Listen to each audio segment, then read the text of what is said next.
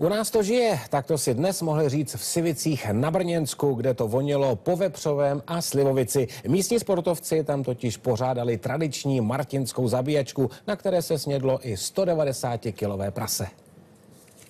Parta sivických nadšenců se do práce pouští hned ráno. Nejprve je třeba zatopit v kamnech, naložit 2metrového pašíka do vroucí lázně a v rámci možností i zaposilovat. Prase vážilo 190 kg. No, musí se to opařit, oškrabat, pověsit, očistit. Cirka to trvá, nevím, 3 hodinky. Když je člověk šikovný. A to pan řezník rozhodně je. Zatímco velmi obratně porcuje čuníka, jeho kamarádi se zahřívají slivovičkou a prozrazují, že během 3denní akce padne až 14 lahví. Na čuníka.